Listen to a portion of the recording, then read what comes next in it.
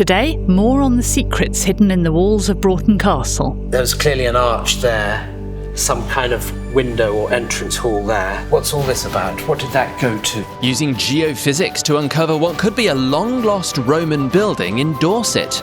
And how you can use maps to help trace your own family tree.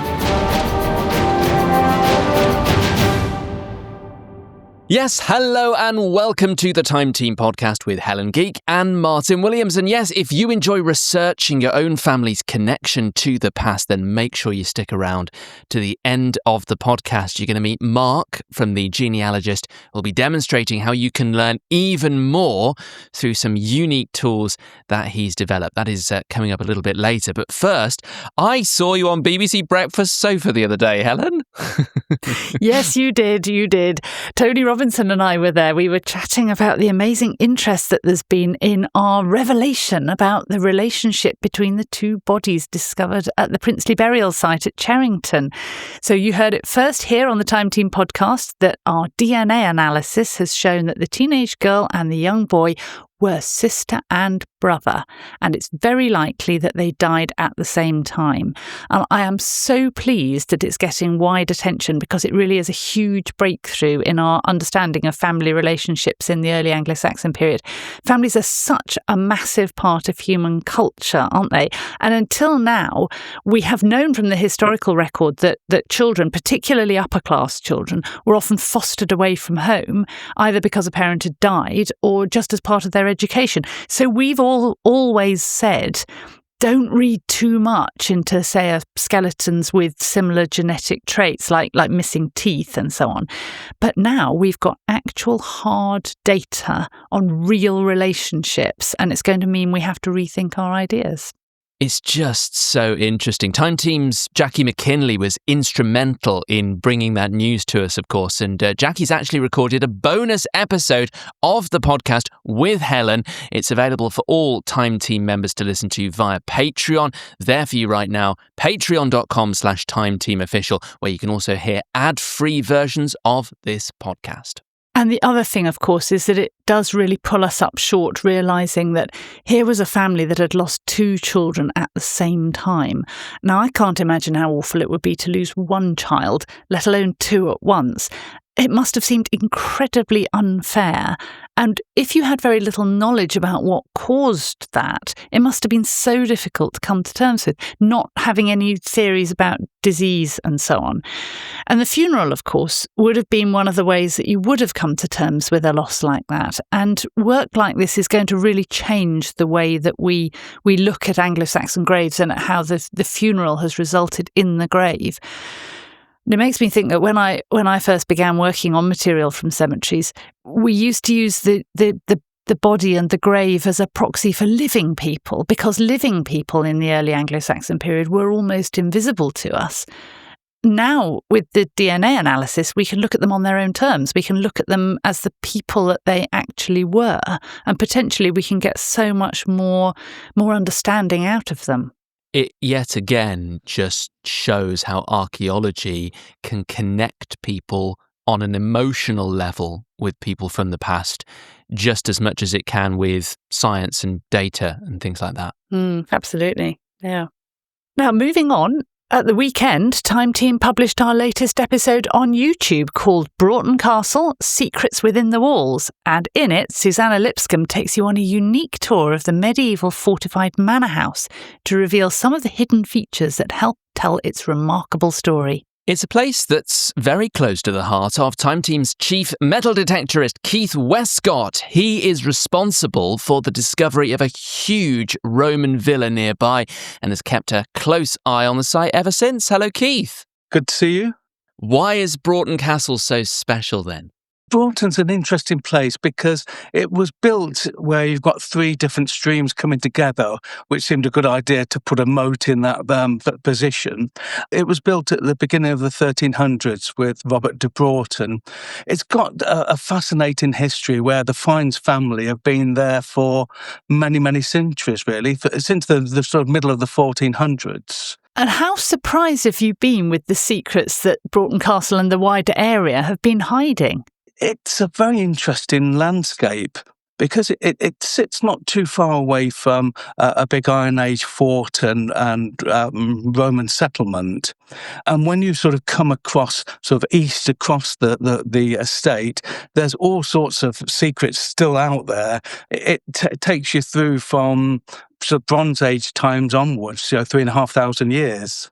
You and I have been there, haven't we? I remember you taking me around and showing me some of the sites, and we looked at Broughton Castle, and we also looked at the site that you discovered, this Roman villa site, which is right nearby, and you almost reenacted how it happened. So go on, how did you discover that villa?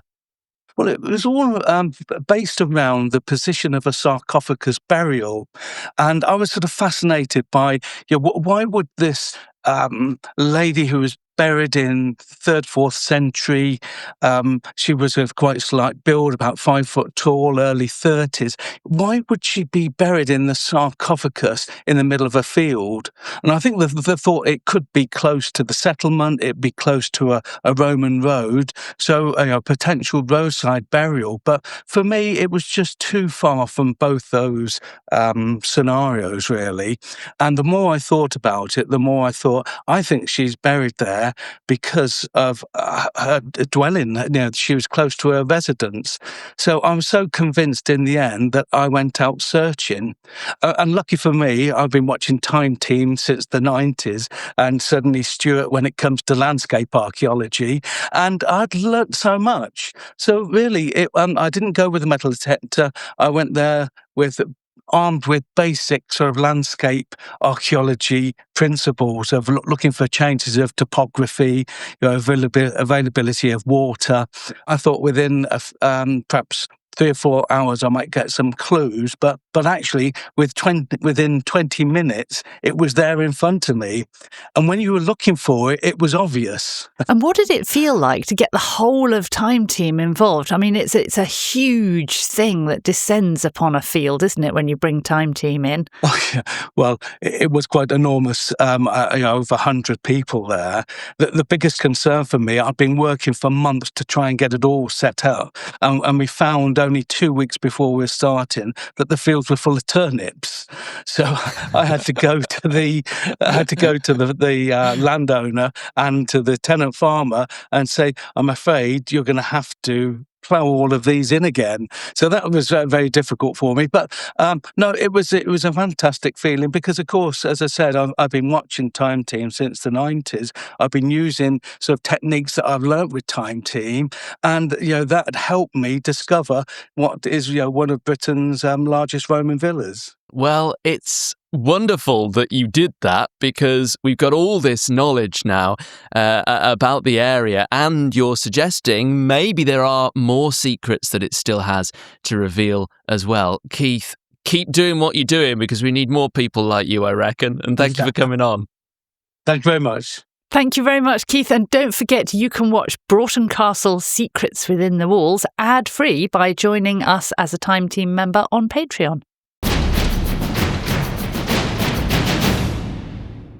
Now, a couple of weeks ago, you might remember that I was on the Mapperton Estate in Dorset. I joined Time Team's X-Crew as they filmed an episode searching for what could be the lost site of a Roman building of some sort. That was all brought about by the discovery of Roman roof tiles in a field decades ago. One of the questions archaeologists get asked quite a lot is, how do you know exactly where to dig when excavating a site? And a lot of the preliminary work to determine what might be hidden beneath the soil is done by geophysics. And if you don't know what geophysics is yet, it's a series of techniques that are used to scan an area of the ground for differences. So those might be differences in magnetic response or in resistance or in radar reflections, and to analyse the responses that come back. Yes, and in the deep, dark winter months, Time Team's Derek Pitman and Lawrence Shaw, along with students and academics from Bournemouth University who were working on the project, went out to Mapperton to put the technology to the test. We're off. It's lovely weather for a survey. So we're stood right where the finds were found, right? Yes. And it's a funny location. I don't think I'd expect necessarily to find a building here. No. So there's a lovely little plateau behind us there, which seems looks like it's been modified and shaped. Big old rise behind us there. But I kind of want to leave them to do the survey, but it's so cold I might actually help out. Yeah, try and warm up.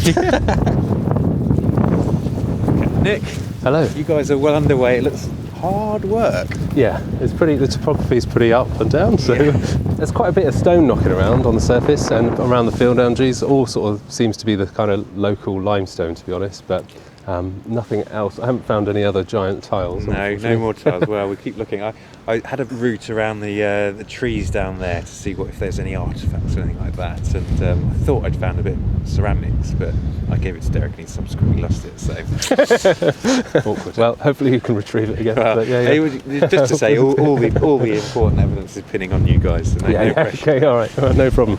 Well, we'll try our best. I mean, yeah, there's high potential for it to work. So yeah, we'll see. Good luck. Fingers crossed.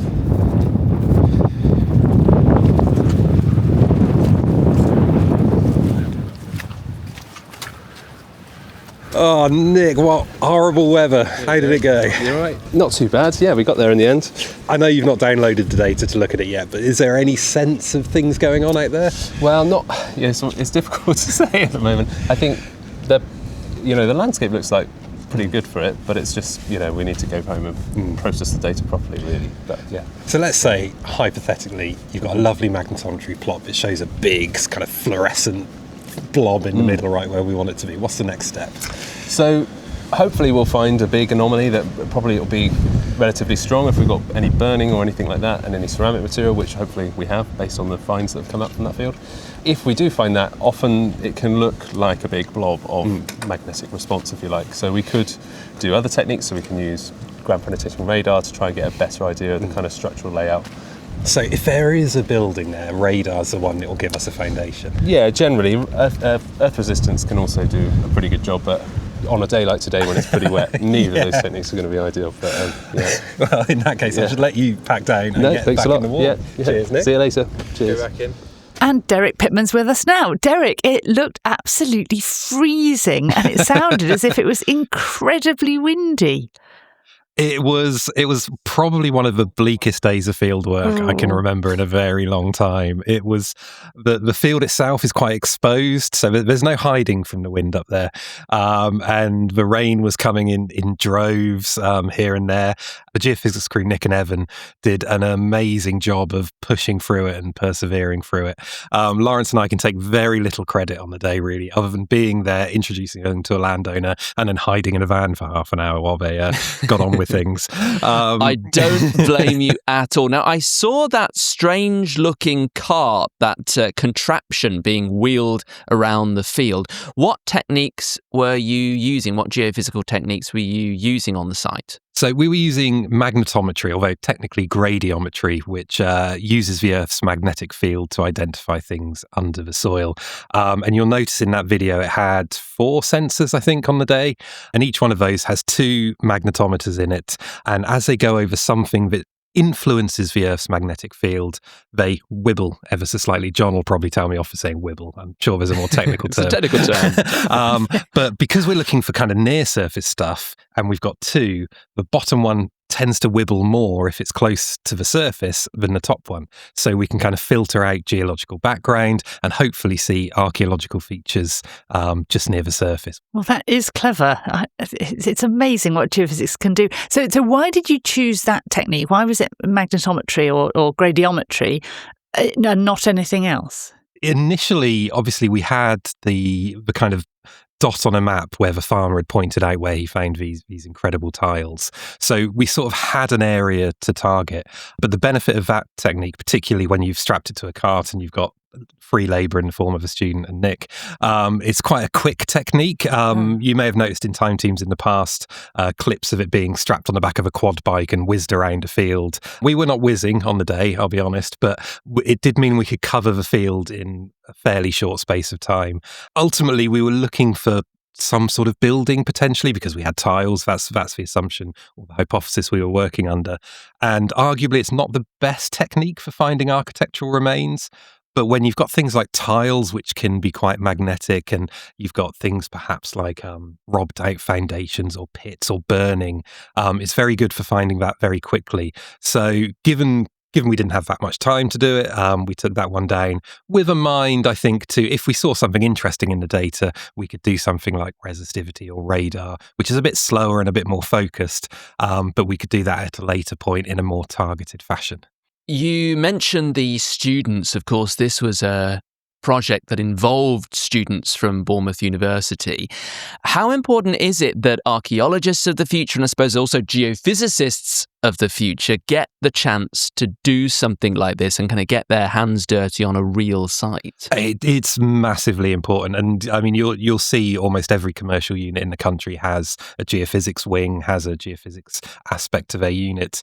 One of the best things about geophysics, obviously, is it's non-invasive. So we can do quite a lot of it. And it means sort of every year we have Nick Crabb, my colleague, runs a geophysics unit where he gets 10, 12 students every year having a go at it. And then quite often those students will go on to do it for their dissertation. So at that point, we tend to want to find them a real site that will contribute to knowledge, so that we're not just sending them out to do an exercise in a field. It's having that kind of element of discovery in a way, hopefully gets them the bug of why geophysics is such a cool technique and why you might want to go and work on it in future. So having opportunities like the one at Mapperton, where there's a very open landowner who's very keen to have work done, and there's a little smoking gun of a target, it's a great opportunity for Evan and his project. Now, Derek, how much can you tell us about what the results were like? What could you actually see there? That is a great question, and I'm going to tiptoe a fine line here because I don't want to give away too much, because obviously we've as regular listeners and viewers will know, we've gone back and done a few days there now. The data showed something. It showed a very clustered group of anomalies around the point where the artifacts were found, and some of them had a little bit of a linear character. I had a good chat with John via WhatsApp to try and interpret the data.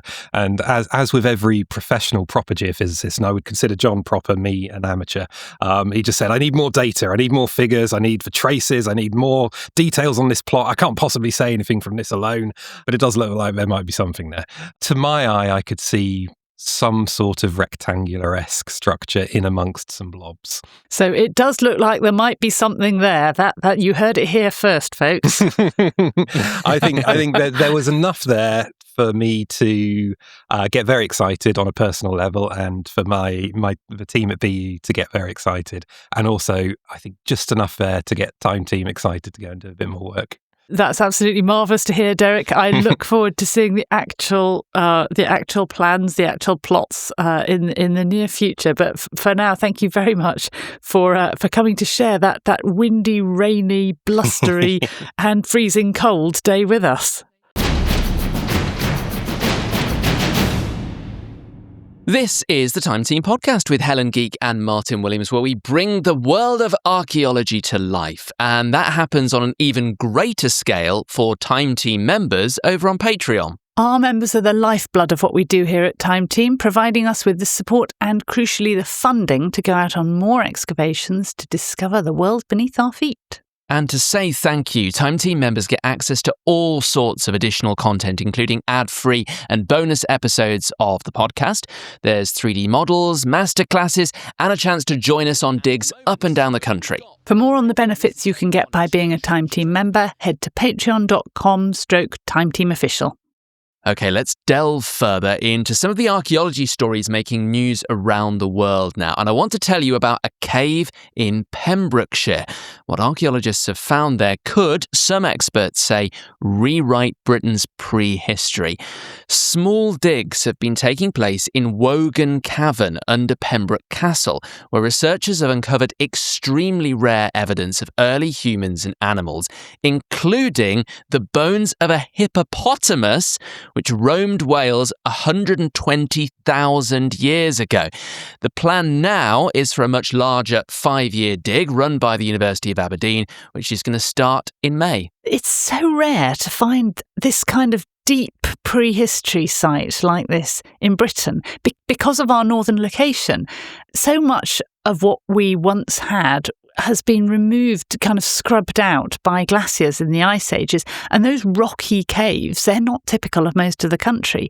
So wow for this one. Not only evidence for animals, but evidence for human activity too. And every time a site like this is discovered, which is probably a couple of times a century, they are really rare. They bring on our knowledge in such a great leap. And I think that's why people are saying, rewriting history. It's a bit of a cliche, but this one is going to be really remarkable. And I cannot wait to see what they find. We definitely need to investigate that one further than I reckon on the podcast, so watch this space. Next to ancient Egypt, and I think if you asked anybody, anywhere in the world really, to tell you something about ancient Egypt, they would probably go pyramids, and then they'd probably mention mummies. Well, archaeologists from the University of Barcelona have found a papyrus copy of Homer's Iliad, which is a poem about the Trojan War, in the gut of an ancient Egyptian mummy. It's the first time ever that a Greek literary text has been found kind of, incorporated into the process of preservation. Yes, now this was put into the mummy as part of the embalming process. But when you say ancient Egypt, Martyn, it's kind of not really an ancient Egypt. It's actually in Roman period Egypt. And in fact, it dates to around 400 AD. So that's miles later even than Cleopatra. And it's when other places in the Roman Empire, like Britain, were really falling apart. So the Iliad, that poem, that piece of Greek literature, that would already have been known for over 1,000 years. It was already an old poem. And although it's not unusual to find pieces of papyrus that are used to pack the abdomen, if you like, of a mummy when the mummy was being created, this wasn't just something like scrunched up scrap paper. Those papyri, they were carefully chosen for what was written on them, and they are usually apparently magical texts that mean something in the context of death. So why use a copy of the Iliad? And what is that going to tell us? Firstly, about the history of the Iliad, because I bet there are loads of classicists who are absolutely fascinated by this because it's a very early text. But also, what does it tell us about the person? There is so much more to learn. You think we've discovered all there is to discover about ancient Egypt, such as the level of research, but it's just the gift that keeps on giving, isn't there? I love it. Finally, I thought I'd bring you this story. It relates to genetics and DNA, which of course we've been talking a lot about recently after our amazing Cherrington princely burial discovery.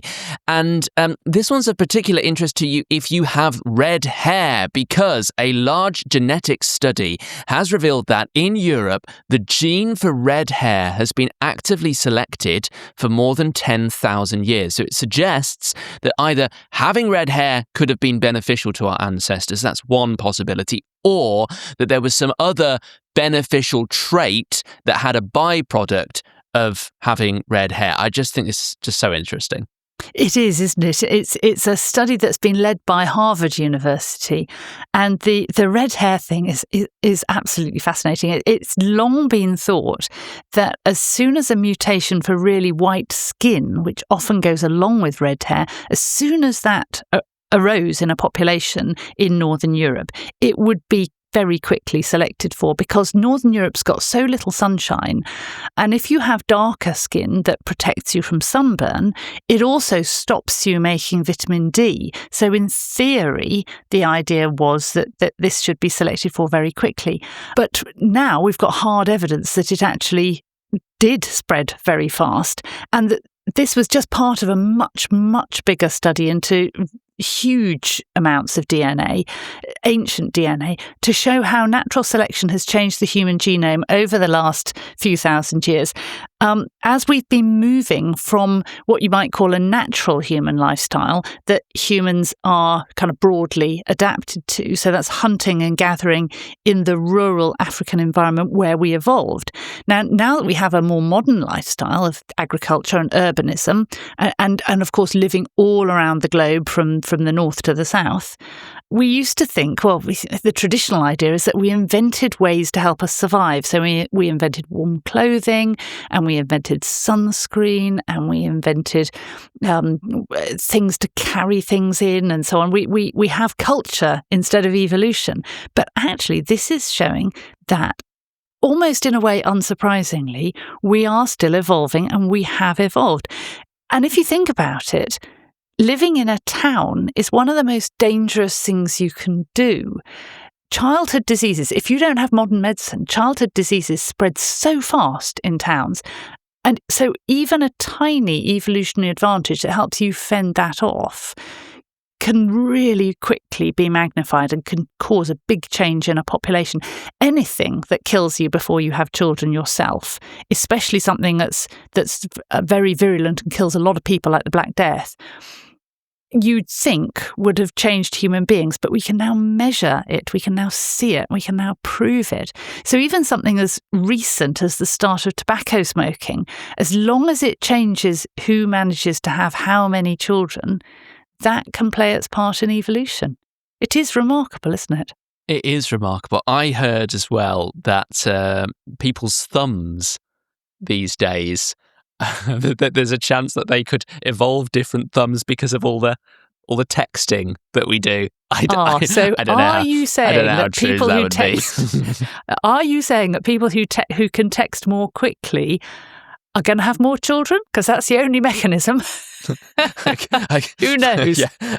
I think the more I think about that, the more I don't want to think about it. So we'll maybe leave that to one side. That is it from Time Team News. We are going to keep bringing you more of this sort of stuff, more amazing discoveries from around the world and to do with archaeology, all of that on the Time Team podcast. Now, I love researching my family history, and I'm quite lucky in that one of my ancestors is relatively famous. On my mother's side, I'm descended from a man called Ephraim Beauchamp, who was a master mason on St Paul's Cathedral when it was being built in the early 18th century. And he was responsible for the southwest quarter of the dome, which is, I believe, one of the best bits of that building. And I have realised, of course, that having a famous ancestor makes it a bit easier to trace the links between you and them. So I have really enjoyed looking at that. But what about you, Martyn? Do you know anything about your family history? I mean, I know a little bit. My uncle has done an awful lot of work on this. And so we've got lots of sort of military service records, things like that. And I think at some point in my ancestors' past, a lot of people made hats in Luton. It was just a lot of people making hats. So that's pretty much all I know. So you are a Mad Hatter? I think you must Evidently. Well, there are lots of tools out there to help with research that you might be doing, and one of them is the Genealogist. Now, they're not a sponsor, but Time Team has used some of their excellent mapping data in our programmes, and that's what we wanted to talk about on the podcast, how you can use maps to help research your family tree, because the Genealogist has a great tool to help you. Yeah, it does. And Mark Bayley is the founder of the Genealogist and is here to explain how it works. Hello, Mark. Hi there, Martyn. Hi, Helen. Explain, Mark, why do you think so many people are interested in researching their family tree? Because it is a bit of an obsession for some people, isn't it?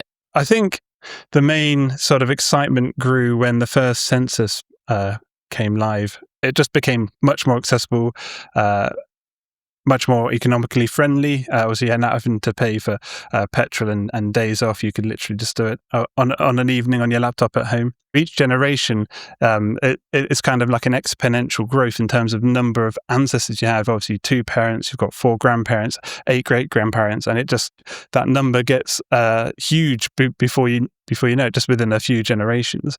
People say, when do you know you stop researching your family history? And the fact is, you never really have, because there's always more records to search on. This is it. This is when it becomes an obsession, isn't it? So another tool you could use to further that hobby, further that interest and research is the Map Explorer tool, isn't it, on the Genealogist? So explain a little bit about how you could use maps to understand your family history a bit better. Map Explorer is a tool we developed because we have so many map-based records. It's what we're known for as a genealogy company. We were the first sort of website to start producing records other than your census BMDs. We started investigating what are tithe records, which are really interesting documents. A tithing, for those of you that don't know, is where you gave a tenth of your produce to the local clergy. So that had been going on for centuries.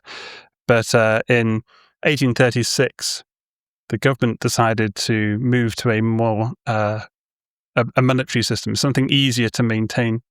It meant the government produced a nationwide survey of every parcel of land that was a tithable parcel of land, which meant that they would record what that land is used for, but also the land owner, the land occupier, how large that land is in acres, rods and perches, and then how much tithe rent to be paid on that parcel of land. It doesn't just cover the land owners, it covers the occupiers of those parcels of land. That sounds amazing, Mark. But can you demonstrate how it actually works? To launch the tithe maps, we had to build an image viewer, and soon after that, we realised that it makes much more sense for geologists if we can give someone geographical context. So it's all very well and good and seeing an ancient tithe map, but being able to see that on top of modern day mapping just means that you know exactly where that parcel of land is. So this is where Map Explorer comes in. So I brought up an example today to show you Stonehenge being an archaeological site. Here you can see on the left a control panel that allows us to adjust different things. So in the record set layer on the left, you can see I've just selected the 1836 tithe apportionments. If we click on that, you can see actually it covers all sorts of different interesting record sets. The first nationwide, like I say, map-based record set that is available online is the tithe records. And if we zoom in, what I've got loaded here is a historic ordnance survey map. We can see this is from the 1890s. On top of this map, you can see there's these red icons, these pins. This is all interactive. So this is displaying our record set layer. So this is our tithe apportionments in this case from 1836. The landowner here is Sir Edmund Antrobus Baronet. And then from here, we can view the transcript and see the full details. But you can see, jump to the original tithe map itself. So you can see in 1836, it's not quite as detailed as Ordnance Survey's kind of level of standard for street level mapping. But for the majority, they're this kind of quality where they're good enough to see exactly where your ancestors' field was. And in this case, you can see Stonehenge. And like I say, you can click on any pin and you can see the landowner and land occupier. So that's 1836. You can also view transcript, and then from there you can view what we call the apportionment books, which will then go into detail telling you what that land was used for, where that land was situated, like the address, and obviously the amount of tithe rent to be paid. Helen, I can see Stuart Ainsworth having an absolute field day here. Yes, because not only do you see, I mean, it's astonishing at Stonehenge, where we're used to seeing this really big open landscape, because it's been restored to try to get it back to a kind of more prehistoric feeling, but that it was divided up into fields in the 19th century.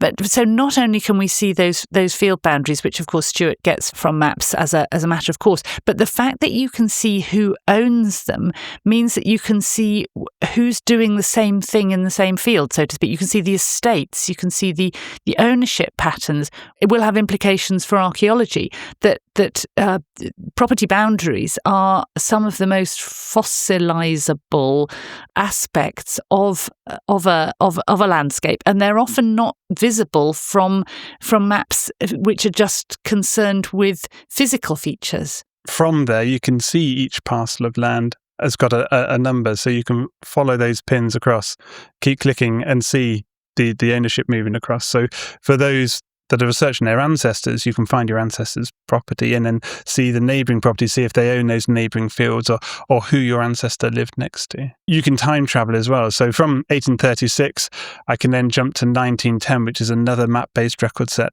known as the Lloyd George Doomsday. So if I click on View Map on this case, you can see This is so much more detailed than the original tide maps. And you can see each individual stone has been indicated there on the map, and some of the old names of the stones, from way back. So you've got the Slaughtering Stone and Friar's Hill. But again, you've got these pins that tell you the ownership of that property.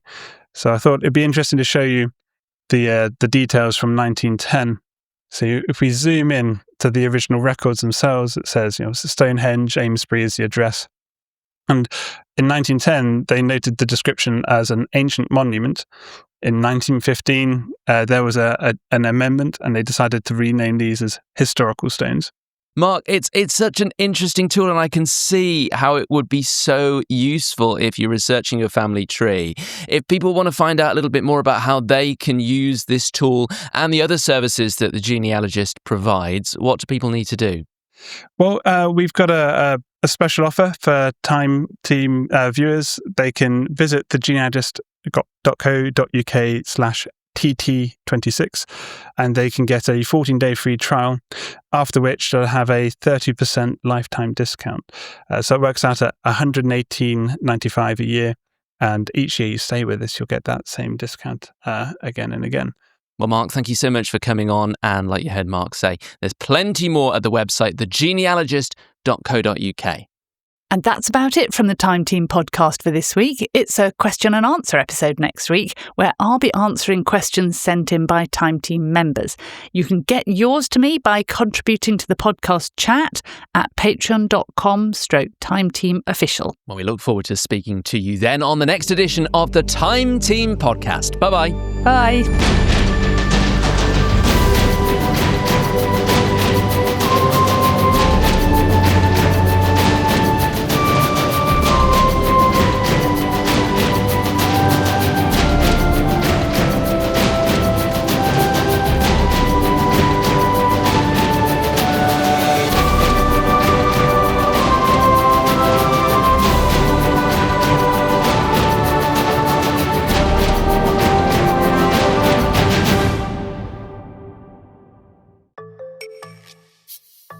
Join Time Team on Patreon to access exclusive 3D models, masterclasses, and behind-the-scenes insights.